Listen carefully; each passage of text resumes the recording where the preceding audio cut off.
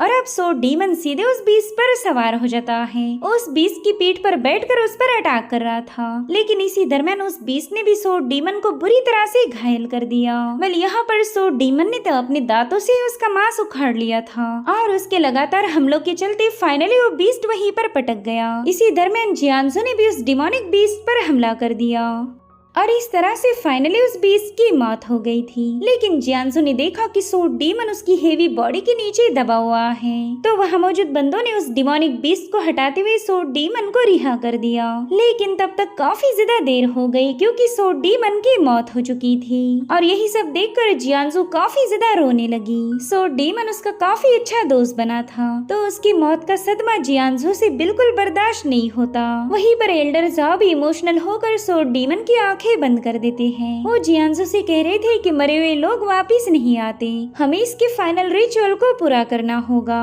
मगर उतने में ही जियांजू ने उन्हें अपना फैसला सुनाया। वो कह रही थी कि मैं सो डीमन को बचाना चाहती हूँ और ये सुनकर ही एल्डर जाओ काफी ज्यादा शॉक हो गए। अब ये सीन यहीं पर कट होकर हमें बीस्ट गॉड के पास की कहानी दिखाई गई। बीस्ट गॉड को लिंगलोंग ने एक चेम्बर में कैद किया था, मगर अब वो इतना ज्यादा पावरफुल बन चुका था कि कोई भी चेम्बर उसे रोक नहीं सकती। उस दरवाजे को ब्रेक करके बाहर आ गया और जब इंसानों ने उसे देखा तब उस पर डर के मारे अटैक करना शुरू कर दिए। उन्हें ऐसा लग रहा था कि ये कोई मॉन्स्टर है जो कि उन्हें मारने आया। बीस्ट गॉड तो उन्हें देखते साथ ही काफी ज्यादा पैनिक हो गया, तो फाइनली उसने खुद को बचाने की खातिर इंसानों पर अटैक किए, मगर उसका हल्का सा वार भी इंसानों को मारने के लिए काफी था और इस तरह से जितने भी इंसानों ने उस पर हमला किया था वो सभी बीस्ट गॉड के हाथों मारे गए। और फाइनली लिंगलोंग उसके सामने आ जाती है। उसने देखा कि बीस्ट गॉड के हाथों कई सारे लोग मारे जा चुके। वहीं पर बीस्ट गॉड उसे बता रहा था कि मैं इनमें से किसी को मारना नहीं चाहता था, मैं तो बस तुमसे मिलने के लिए यहाँ आया था, तुम्हारे अलावा मुझे और कोई नहीं चाहिए।